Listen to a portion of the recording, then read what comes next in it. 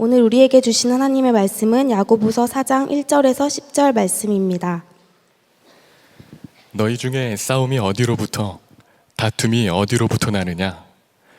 너희 지체 중에서 싸우는 정욕으로부터 나는 것이 아니냐? 너희는 욕심을 내어도 얻지 못하여 살인하며 시기하여도 능히 취하지 못함으로 다투고 싸우는도다.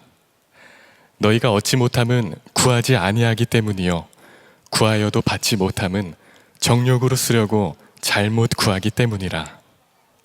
가늠한 여인들아, 세상과 벗된 것이 하나님과 원수됨을 알지 못하느냐? 그런즉 누구든지 세상과 벗이 되고자 하는 자는 스스로 하나님과 원수되는 것이니라. 너희는 하나님이 우리 속에 거하게 하신 성령이 시기하기까지 사모한다 하신 말씀을 헛된 줄로 생각하느냐? 그러나 더욱 큰 은혜를 주시나니 그러므로 일렀으되 하나님이 교만한 자를 물리치시고 겸손한 자에게 은혜를 주신다 하였느니라. 그런즉 너희는 하나님께 복종할지어다. 마귀를 대적하라. 그리하면 너희를 피하리라. 하나님을 가까이 하라. 그리하면 너희를 가까이 하시리라. 죄인들아, 손을 깨끗이 하라. 두 마음을 품은 자들아, 마음을 성결하게 하라. 슬퍼하며 애통하며 울지어다. 너희 웃음을 애통으로, 너희 즐거움을 근심으로 바꿀지어다. 주 앞에서 낮추라. 그리하면 주께서 너희를 높이시리라. 하나님은 정말 살아계시고, 그리고 여러분을 사랑하시고, 또 우리와 늘 함께 하시는데도 왜 성도들은 실패한 일을 많이 경험할까요? 또 왜 교회는 침체되는 그런 교회가 많을까요? 정말 궁금한 일이죠. 하나님은 정말 살아계시고 지금도 역사하시는 하나님이시라면 왜 그런 일이 일어나는 걸까? 오늘 여러분과 함께 이 문제를 좀 풀어갔으면 좋겠습니다. 이유는 하나입니다. 하나님이 살아계시다는 것을 내가 믿으면서도 지금 나와 함께 계시는 하나님을 인격적으로 만나지 못하기 때문에 그렇습니다. 하나님이 멀리 저 어딘가에 계시다고는 믿는데 지금 나와 여기에 같이 계시다는 것은 잘 알지 못하는 거죠. 오늘 야고보 사도가 사람들이 뭐 때문에 그렇게 싸우냐 하는 것에 대한 질문을 던집니다. 너희 중에 싸움이 어디로부터, 다툼이 어디로부터 나느냐? 왜 그렇게 싸우냐? 하나님이 함께 계심을 믿지 못하니까, 그러니까 욕심만 남는 거예요. 욕심만. 하나님이 함께 계심을 정말 믿어지는 사람은 굳이 싸울 이유가 없다고 느끼게 됩니다. 주시는 분은 하나님이신데 믿지 못하면 기도도 하지 않게 되는 거죠. 그래서 2절에 너희는 욕심을 내어도 얻지 못하며 살인하며 시기하여도 능히 취하지 못함으로 다투고 싸우는도다. 너희가 얻지 못하면 구하지 아니하기 때문이요. 기도 안 하는 이유는 하나님을 실제로 안 믿기 때문에, 나와 지금 함께 계시고 내 기도를 지금 들으시고 그리고 내게 역사하시는 하나님이 믿어지지 않는 사람은 기도를 꾸준히 할 수가 없지요. 또 기도를 하는 사람들도 실제로는 하나님을 믿지 않는 사람들은 자기 정욕에 쓰려고만 계속 기도할 뿐입니다. 그래서 하나님이 그 기도의 응답을 못 해주시는 것. 3절에 구하여도 받지 못함은 정욕으로 쓰려고 잘못 구하기 때문이라. 가늠한 여인들아, 세상과 벗된 것이 하나님과 원수됨을 알지 못하느냐? 그런즉 누구든지 세상과 벗이 되고자 하는 자는 스스로 하나님과 원수되는 것이니라. 기도하는 내용을 가만히 살펴보면 이 사람이 하나님을 정말 인격적으로 만난 사람인지 아닌지를 알 수 있습니다. 하나님을 인격적으로 만나게 되면 구하는 게 달라집니다. 하나님을 인격적으로 알지 못하면서 기도를 하려고 하면 내가 가지고 싶은 거, 되고 싶은 거, 얻고 싶은 거만 구하게 되는 거죠. 이게 정욕에 쓰려고 잘못 구하는 케이스의 기도가 되는 겁니다. 하나님이 다 들어주실 수가 없어요. 욕심으로 구하는 것을 어떻게 다 응답하실 수 있겠습니까? 그런데 하나님을 알고 나면 기도가 확 바뀌어버립니다. 이제는 뭐 이것 주세요, 저것 주세요 할 것도 없어요. 하나님의 지혜가 가장 뛰어난 것을 알고 나면 그러면은 주님이 말씀하신 것처럼 그저 하나님의 나라를 구하게 됩니다. 하나님의 나라를. 여러분 중에 하나님의 나라를 위해서 기도하시는 분이 얼마나 되신지 잘 모르겠는데 아마 하나님의 나라를 기도하는 사람과 기도 못하는 사람이 극명하게 서로 갈라질 겁니다. 하나님의 나라를 위해서 기도하는 사람은 이보다 더 기도할 제목이 어디 있냐 생각이 들고, 하나님의 나라를 위해서 기도하지 않는 사람은 도대체 하나님의 나라가 뭐야 이런 생각이, 자기에게는 전혀 관심사가 아닙니다. 자기에게 지금 당장 필요한 건 돈, 그죠? 뭐 직장 생겼으면 좋겠는 거, 또 가을에 추운데 또 옆에 누가 사랑하는 사람이 생겼으면 좋겠다, 이번 가을에는 운명적인 사랑을 만났으면 좋겠다, 뭐 맨 이런 생각만 하고 교회 와도 내님은 누구일까 계속 그렇게만 찾아다니는 사람들이 되어버리고 말아요. 네. 그런 사람은 무서운 사람입니다. 네. 그래서 다 회피하죠. 소문이 나요. 내님이 누구일까 그 사람만 찾고 다녀. 그러면 만나려고 그래도 일부러 피해가게 됩니다. 하나님을 알지 못하면, 실제로 하나님을 알지 못하면 그는 기도라는 행위를 열심히 해도 하나님의 살아계심을 체험하지 못합니다. 모든 것의 원인은 내가 하나님을 살아계신 하나님으로, 인격적인 하나님으로 만나지 못한다는 것입니다. 여러분이 아마 복음이 무엇이냐고 이렇게 물으면, 복음이란 하나님이 우리를 구원하시려고 사람이 되시고 성육신 하셨죠. 그리고 그 예수님께서 십자가에 달려 우리의 죄를 대신 지시고 죽으시고, 그리고 죽었다가 사흘 만에 다시 부활하심으로 우리의 영원한 부활의 소망이 되어주신, 누구든지 그 예수님을 믿기만 하면 그러면 그는 모든 죄가 사함을 받고 하나님의 자녀가 되는 권세를 얻고 그리고 영원한 하나님의 나라에 들어가게 됩니다. 정말 흠잡기 어려운 복음에 대한 명확한 이해죠. 그런데 복음을 그렇게까지만 아는 사람은 실제 삶 속에서 보면 하나님의 역사를 경험하지 못해요. 제가 여러분에게 말씀드렸던 이 복음에 대해서 다 아시는 분, 목사님 그런 말 들어본 적도 있고 나도 알고 있어요. 근데 문제는 그렇기 때문에 내가 실제로 내 삶 속에서 정말 믿음의 역사를 내가 경험하는가? 그렇지 못한 이유가 뭐죠? 이 엄청난 복음을 알고 있는데 왜 내 삶은 그렇게 엉망이고 실패고 좌절이지요? 아직도 복음의 진짜 중요한 부분을 빠뜨리고 있기 때문에 그래요. 성육신 하셨고 나 위에 십자가 달려 죽으셨고 그리고 부활하신 그 주님이 지금 나와 함께 계신, 내가 그 주님을 지금 만나고 그 주님으로부터 내가 음성을 듣고 그 주님이 나와 동행하시는 삶을 산다는 것까지 가야 진짜 복음의 능력이에요. 그런데 안타깝게도 이 부분에서 자신이 없는 겁니다. 부활하신 그 주님이 지금 나와 같이 계시고 그리고 나와 만나시고 지금 나와 함께 사시고 그리고 나를 인도하시는 것에 대해서 너무나 많은 성도들이 분명한 체험이 아닌 겁니다. 그래서 복음이 온전하지 못한 거예요. 여러분, 오늘 이 시간에 여러분이 분명한 믿음을 가지고 그리고 주님 앞에 나아갈 수 있게 되기를 바랍니다. 하나님은 우리를 구원하시려고 사람이 되시고 십자가에 달려 죽으시고 부활 승천하셨을 뿐만 아니고 지금 나와 함께 계시고 그리고 나와 언제나 동행하시고 나와 한 몸이 되셨다. 여기서 살아계신 주님을 만나고 주의 음성을 듣고 주님의 인도함을 받고 하나님의 영광을 보게 되는 것에 대한 믿음을 먼저 가지시기 바랍니다. 그렇게 되어 있어. 그게 복음이야. 믿음이 있는 사람은 그러면 그 믿는 길로 갑니다. 근데 실제로 믿지 않는 사람은 그냥 듣고 끝나버리는 거죠. 오늘도 여러분 예배 끝나고 난 다음에 정말 믿음으로 받은 사람은 주님, 저와 같이 계시다고요? 저를 만나 주신다고요? 제게 말씀하신다고요? 제가 주님과 함께 산다고요? 이건 우리 인생에 엄청난 사건이 벌어진 거죠. 근데 실제로 믿지 않는 사람은 아무 질문도 없게 됩니다.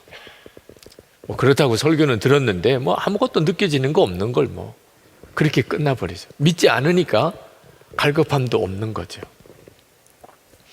여러분, 우리와 함께 계시는 성령의 존재에 대해서 분명하게 눈을 떠야 되는 이유예요.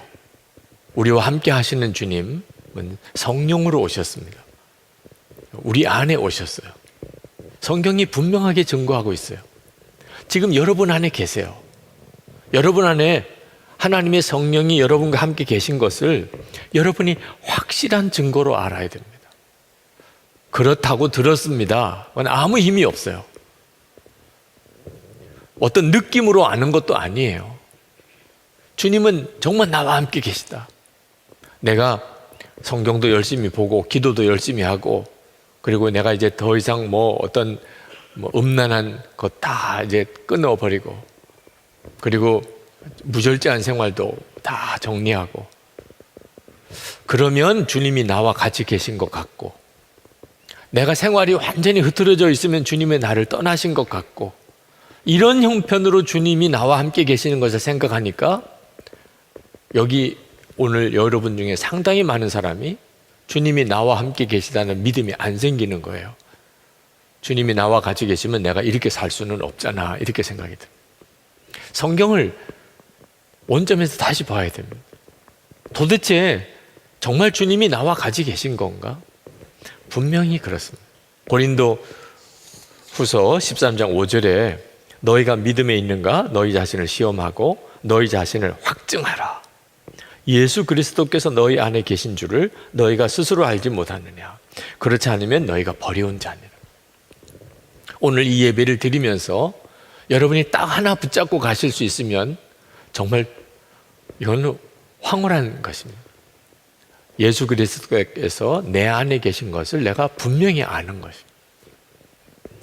거기에서 인생은 완전히 바뀌어지게 됩니다. 여러분의 삶이 완전히 달라지게 됩니다. 결국 주님이 나와 함께 계신 것을 내가 모르니까 방황하고 사는 거죠. 주님이 나와 함께 계신 증거가 뭡니까? 무엇보다도 먼저는 예수님이 주님이시라고 고백하는 거예요. 고린도전서 12장 3절에 예수님을 주님이라고 고백하는 것 자체가 내 안에 성령께서 계신 증거예요. 성령께서만 그렇게 하실 수 있어요. 로마서 8장 15절 16절에 하나님을 아버지라고 부르며 기도하는 하나님 아버지.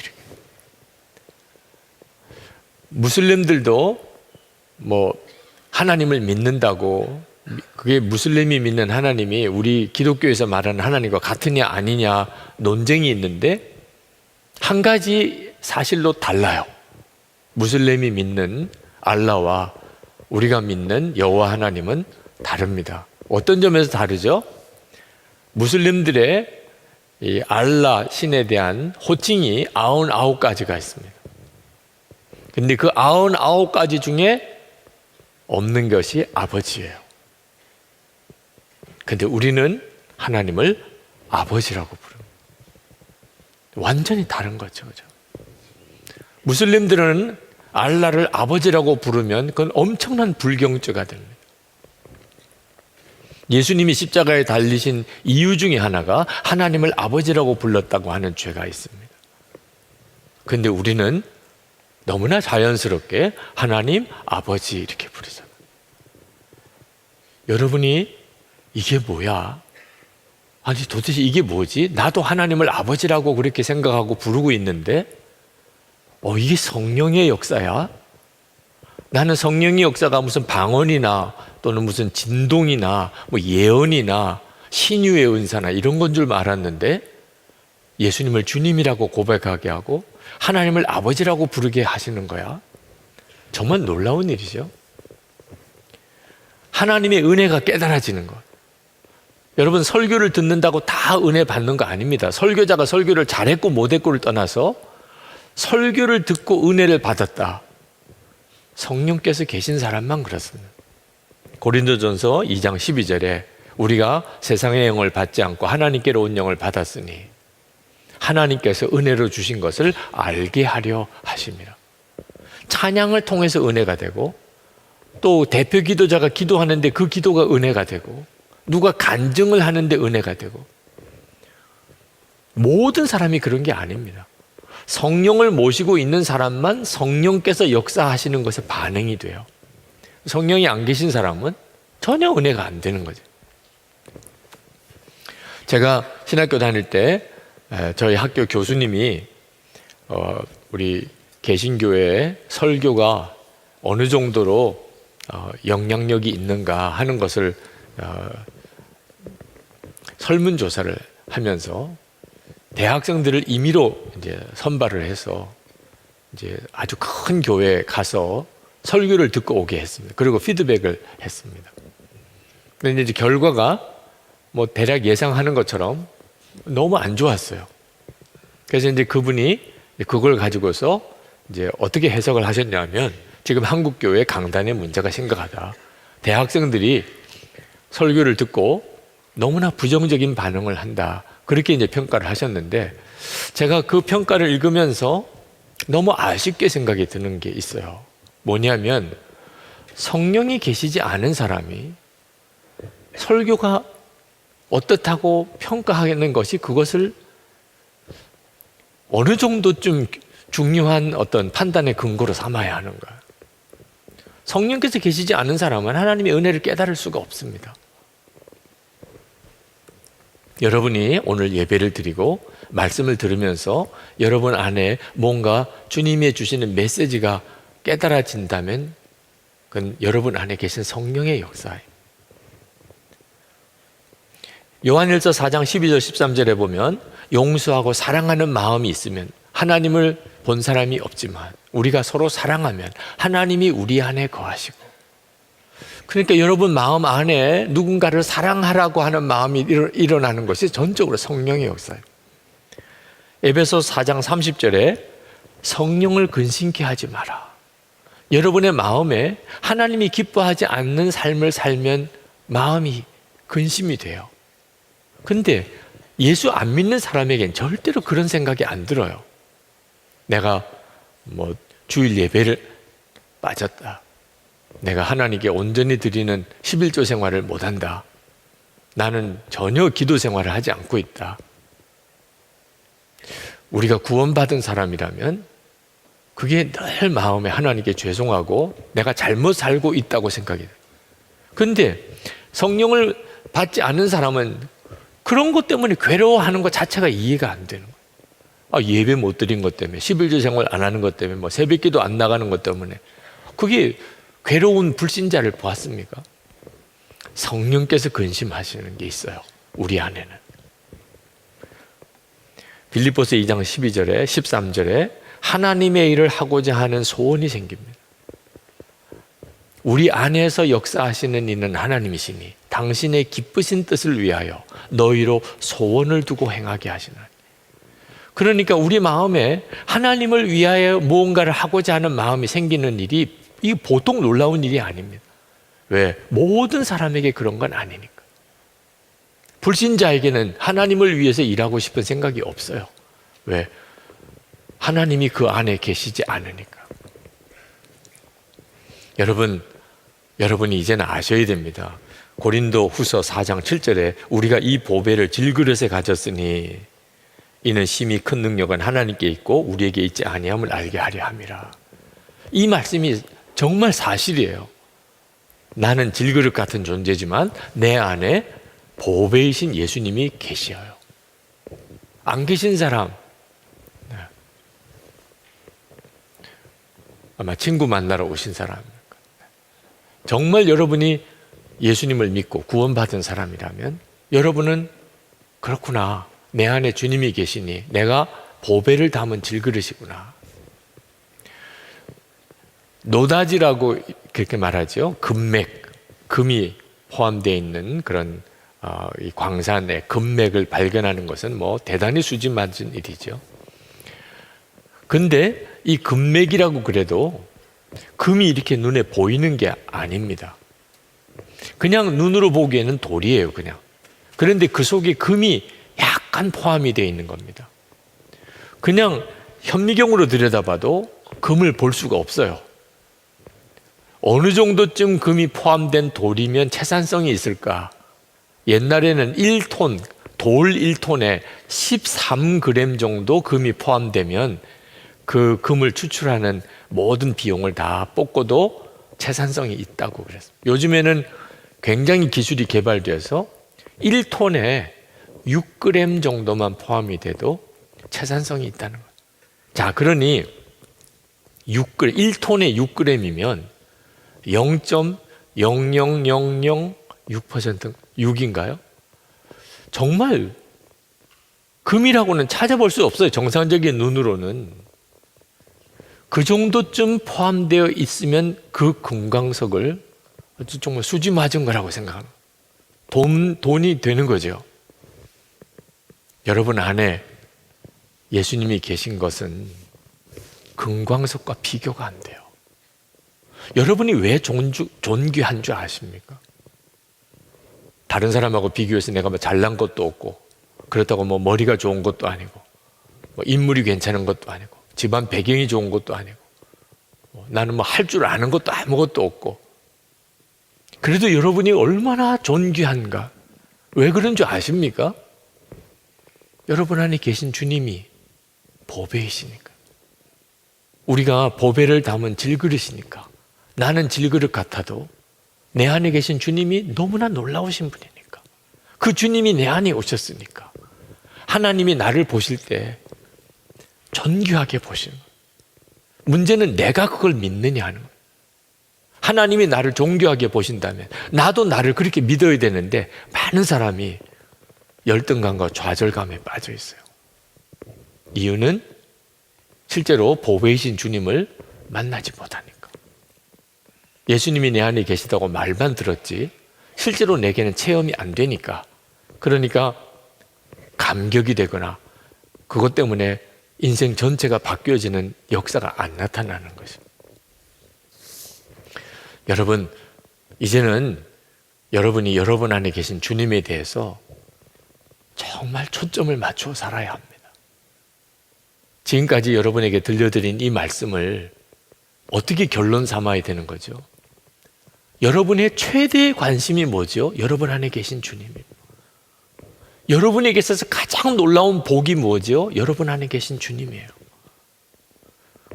그것이 여러분이 느끼기에는 너무 작다고 느껴질 수 있어요. 그냥 예수님을 주님이라고 하고 하나님을 아버지라고 부른다고 예수님이 내 안에 계시다고 좋아할 만한 거는 아니잖아요. 그런 거는 뭐 다른 사람도 다 하는데 여러분이 스스로 작게 여기니까 성령께서 여러분 안에 계시고 역사하시는 것을 자꾸 작게 여기니까 여러분은 더 이상 성령의 역사를 더 깊이 경험 못하는 겁니다. 여러분이 놀래면 우와, 예수님이 주님이라고 내가 고백하는데 이게 성령께서 계신 증거구나. 내가 하나님을 아버지라고 불렀는데 이게 성령의 역사구나. 우와, 너무 놀라워. 저녁 안 먹어도 될 것 같아. 이렇게 반응하는 사람이 영적으로 엄청나게 눈이 열리는 거예요. 여러분 안에 계신 성령님은 어떤 심정이신 줄 아십니까? 오늘 본문에 나옵니다. 5절 말씀에 너희는 하나님이 우리 속에 거하게 하신 성령이 시기하기까지 사모한다 하신 말씀을 헛된 줄로 생각하느냐? 우리 안에 거하게 하신 성령께서 어떻게 하신다고요? 시기하기까지 사모한다. 도대체 시기하기까지 사모하십니까? 내 안에 오신 성령께서 여러분의 관심이에요. 여러분의 믿음이에요. 성령님은 여러분 안에 계신데 여러분은 전혀 성령님에게 관심이 없어요. 여러분의 관심사가 있기는 하지요. 그죠? 뭐 직장 문제 또는 뭐 재정적인 문제, 건강 문제, 가정 문제, 뭐 친구 문제 많겠죠. 앞으로 진로 문제. 성령님께서 시기하실 만해요. 가장 중요하신 분, 하나님이 내 안에 계신 거예요. 그런데 여러분의 마음의 관심사, 우선순위에 너무너무 하나님은 다 바깥에 제껴져 있는 겁니다. 여러분 안에 성령님이 오셨지만 성령님이 하실 수 있는 일은 내게 언제나 관심 가지지? 이 친구가 도대체 나에게 언제나 관심을 가질까? 언제나 내게 귀를 기울일까? 이렇게 살면 안 되는 거예요. 어떻게 해서 성령께서 내 안에 오신 건데? 예수님의 십자가 때문이라. 주님이 우리를 위해서 대신해서 십자가에 죽으심으로 우리가 의롭다 인정함을 받고, 그래서 성령님이 오신 거라니까요. 그렇게 우리는 주님을 영접했다고요. 그러면 우리 삶에 있어서 가장 큰 관심사는 주님이어야 하는 거예요. 밥을 먹어도 잠을 자도 내가 직장에 나가도 내게 있어서 가장 중요한 관심사는 주님이신 거예요. 인생은 결국은 주님께 달려있는 겁니다. 그러면 여러분과 주님과의 관계는 놀랍게 달라집니다. 여러분 안에까지 오신 주님인데 여러분이 주님을 사모하면 주님이 그냥 가만히 계시겠어요? 가장 먼저는 여러분 안에 오신 성령의 음성을 귀 기울여야 합니다. 성령님은 여러분 안에 오셔서 그냥 계시려고 오신 게 아닙니다. 성령님은 여러분 안에 오셔서 하시는 가장 중요한 일이 여러분에게 말씀하시는 거예요. 이것을 성경은 생각나게 한다고 표현했습니다. 요한복음 14장 26절에 보혜사 곧 아버지께서 내 이름으로 보내실 성령, 그가 너희에게 모든 것을 가르치시고 내가 너희에게 말한 모든 것을 생각나게 하시리라. 주님의 음성을 들으라고 하면 대부분 다 힘들어해요. 어떻게 듣느냐는. 그런데 성경을 가만히 읽어보면 생각나게 한다고 그랬어요. 성령께서 내 안에서 갑자기 어떤 것이 생각나게 하세요. 여러분이 이제 여러분의 생각을 주목해 보면, 제가 가장 추천해 주는 방법이 써보는 거예요. 여러분의 생각을 써보면 여러분이 압니다. 성령께서 나에게 뭐라고 말씀하시는. 좀 부끄러운 이야기이긴 하지만 고등학교 다닐 때 있었던 일이에요. 요즘에는 인터넷으로 음란물이 막 쏟아져 들어오니까 정말 옛날 전설 같은 이야기이긴 하지만, 제가 고등학교 다닐 때는 이런 음란물이 없었어요. 음란물 자체는 있었습니다. 그게 어떤 거냐면 미군 부대에서 나오는 이 포르노 잡지예요. 플레이보이나 이런 식의 포르노 잡지가 껍데기 없이 그렇게 나오는 잡지들이 있었는데, 꼭 학교에 보면은 교과서는 안 가져오고 그런 걸 가방에 넣어가지고 오는 애가 있어요. 왜냐하면 너무너무 인기가 좋으니까. 그런 거 꺼내놓으면 모든 사람이 달려들어서 한 번만 보게 해줘, 한 번만 보게 하니까 얼마나 좋아요. 그래서 꼭 그런 걸 가지고 학교 와서 자랑하고 보여주고 유세하고 이런 친구들이 있었습니다. 소위 짱이라고 할 만한 친구들인데, 근데 한 번은 학교에서 난리가 났습니다. 점심시간 때. 근데 저는 거기 가서 그걸 볼 수가 없어요. 그놈의 목사 아들이라는 것 때문에. 우리 반 애들이 다 알아, 내가 목사 아들이라는 걸. 자기들도 교회 다니지만 왜 나만 그렇게 말하는지. 그 목사 아들이 가서 그런 거 보면 안 되지. 이제 그런 생각이 들어요. 아무도 없으면 나도 막 달려갔을 것 같아. 도대체 뭐길래 저렇게 막 소리를 지르고 그러나. 근데 수학 정석을 이렇게 펼쳐놓고, 뒤에서는 난리가 났는데, 저는 이제 열심히 풀어지지도 않는 수학 문제를 이렇게 풀고 있었는데, 그 잡지 가져온 애가 저를 이렇게 보고는 너무너무 마음에 안 들었던 것 같아요. 딴 애들은 다 와서 온갖 아양을 떨고 사정을 하고 보여달라고 그러고 달려들고 야단인데, 나 혼자서 무슨 수학 문제 풀고 있는 걸 보고는 뒤에서 막 소리를 지르더라. 여기서 위선 떨지 마. 위선 떨지 마. 너 여기 와서 이거 보고 싶지? 위선 떨지 마. 그 말을 듣는데 제 속이 다 들킨 것 같아. 정말 그 아이 말이 맞거든.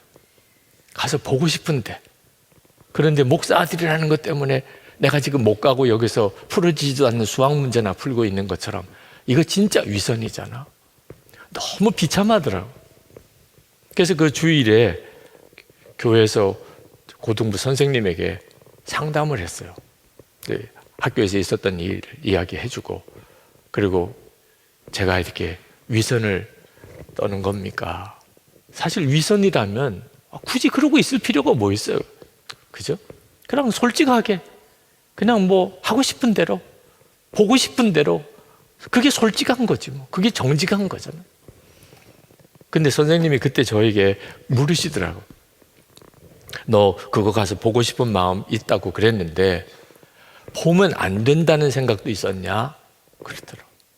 그래서 제가 물론이죠. 보면 안 돼. 그런 생각이 있었습니다.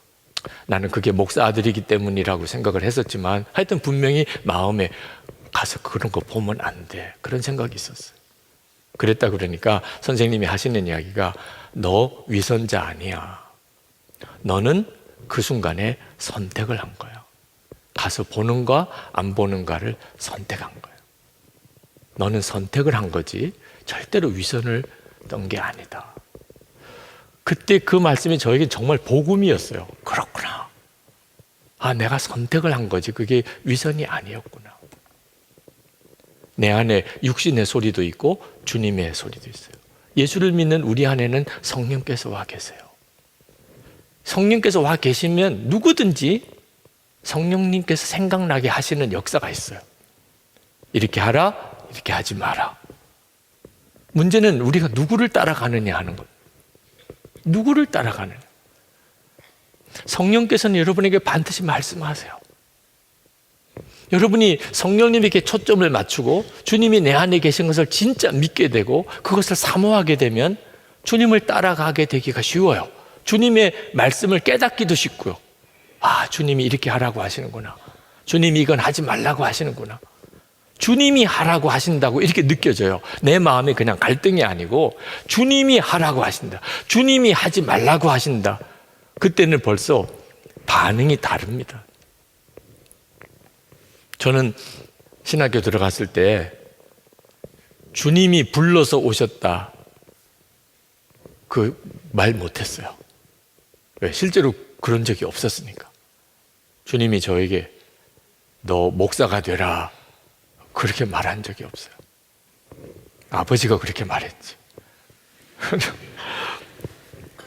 주님의 음성을 듣고 온 친구들도 있더라고요. 너무 부러워요.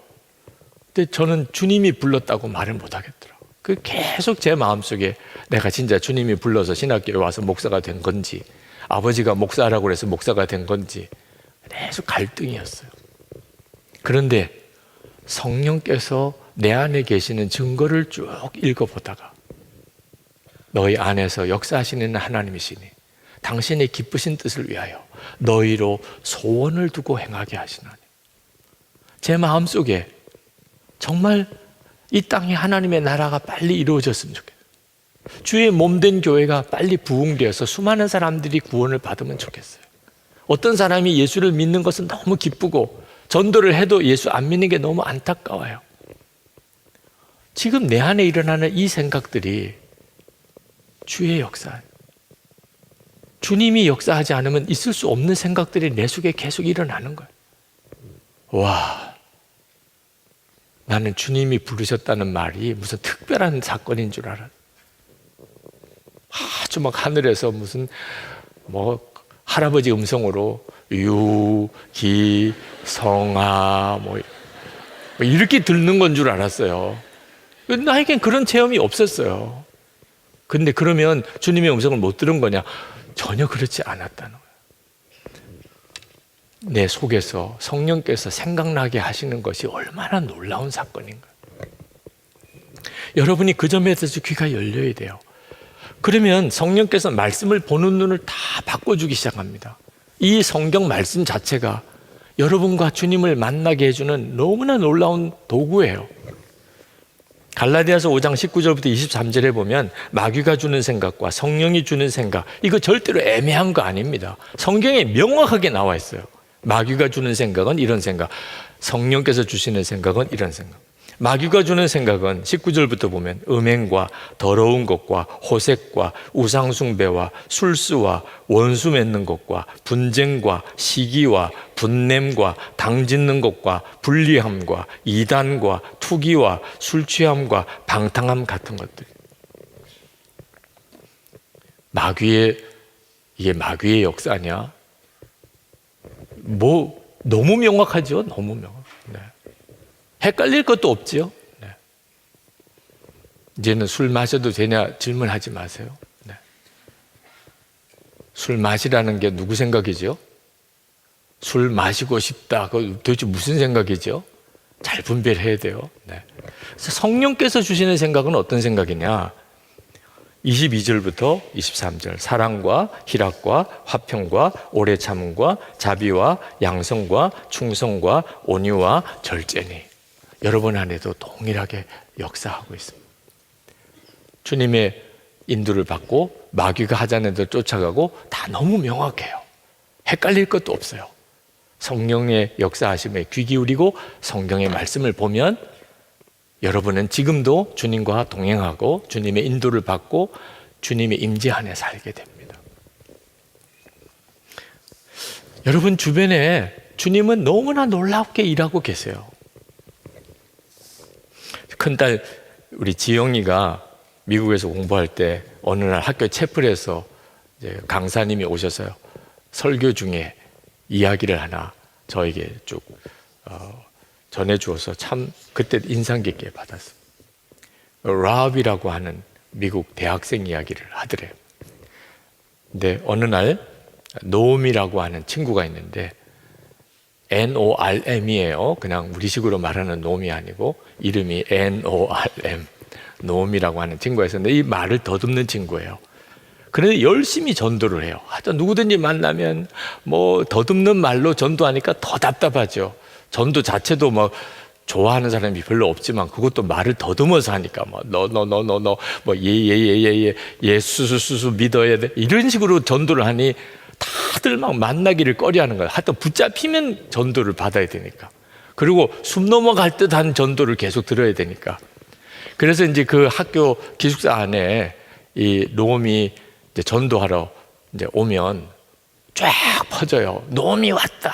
그러면 전부 다 도망가고 피하고 나가고 이제 그래 만나면 이제 그 말 더듬는 전도를 들어야 되니까. 근데 이 라합이라고 하는 친구가 샤워를 하고 있는데 바깥에서 노음이 왔다 그러는 거예요. 이제 붙잡히면 이제 계속 이제 전도를 받아야 되니까 샤워하다가 불이 났게 방으로 들어가서 타올을 이제 두르고 들어갔는데 뚜벅 자기 방 쪽으로 걸어오는 게 들려요. 이게 큰일 났어요. 그래서 옷장 속에 들어갔습니다. 거기서 이제 빨리 지나가기를. 이 라합은 하나님을 믿지도 않는데 기도가 나오더래요. 하나님, 노음이 나를 못 보고 지나치게 해주세요. 그렇게 기도를 이 노음이 라합의 방에까지 왔어요. 라합 있어? 거기 방에 있어? 이렇게 묻는데 정말 숨지기고 빨리 지나가기를 기다리는데 한 번도 그런 일이 없었는데 그 옷장 위에 있는 선반이 무너진 거예요. 와당탕 쿵탕 소리가 들리면서 난리도 아니고 옷장 문이 열리고 자기는 젖은 타올에 몸을 이렇게 감싸고 그리고는 뭐 옷이 다 자기 위에 걸리고 그런 차지에서 이 롬이 정말 눈이 동그래져 가지고 보는 겁니다. 한동안 아무 말을 못해요. 롬도 놀랬고 라합은 더 놀랬고 네. 롬이 그렇게 이야기를 하더래요. 라합 너 나에게서 숨은 거니? 정말 그런 질문 앞에서 정말 대답을 할 수가 없죠. 얼굴은 빨갛고 어떻게 대답은 못하겠고 가만히 있으니까 롬이 또 이야기를 하더래요.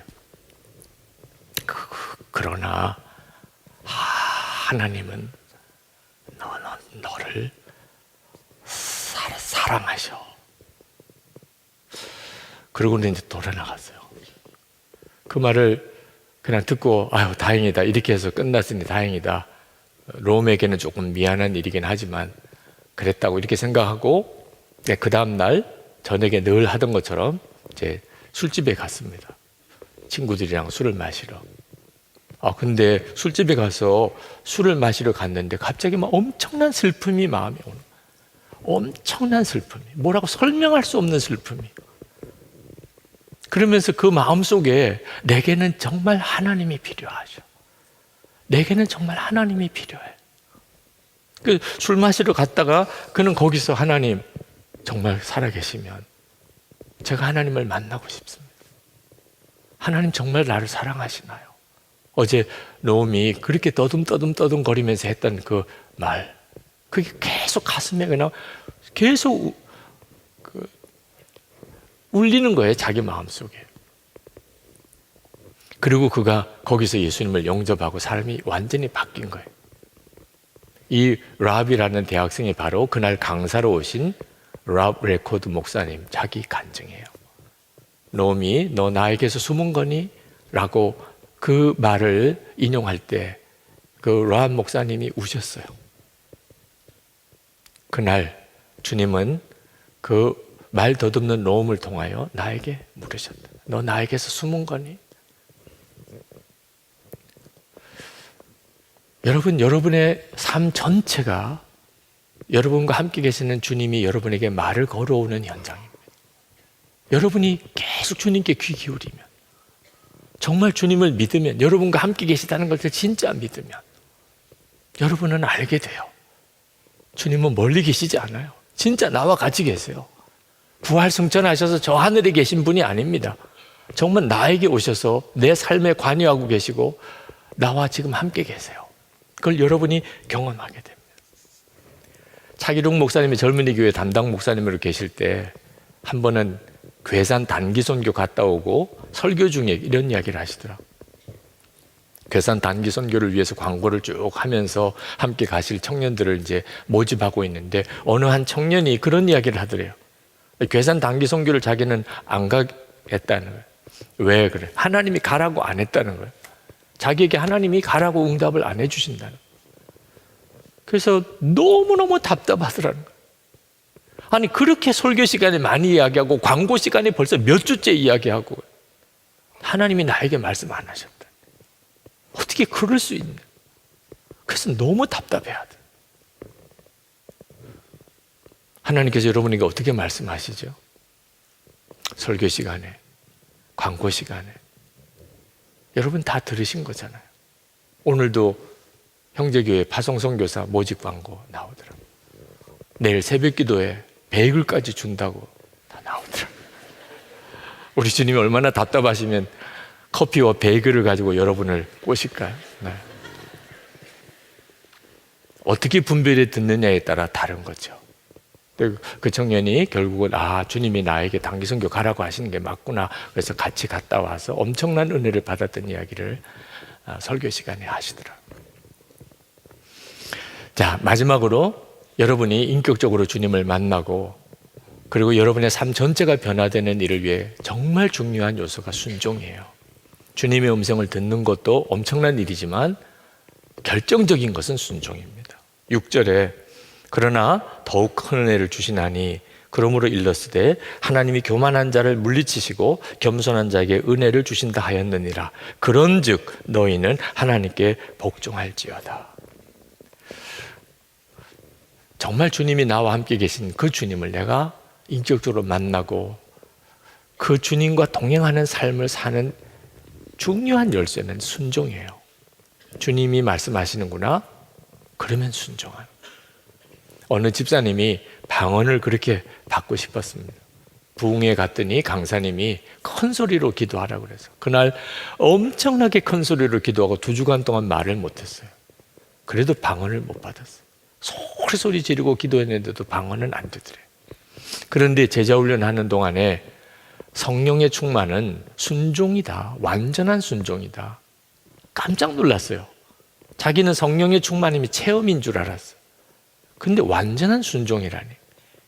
그래서 그게 너무 가슴에 와닿아서 그날 기도를 했습니다. 하나님, 저는 완전히 순종하겠습니다. 그 완전한 순종이 곧 나는 죽었다는 고백이라는 걸 알게 됐어요. 그래서 그날 하나님, 저는 정말 죽었습니다. 나는 죽었습니다. 이제는 나에게는 완전한 순종밖에 없습니다. 얼마나 마음이 뜨거워지는지. 그리고 눈물로 기도하다가 방언이 터진 거예요.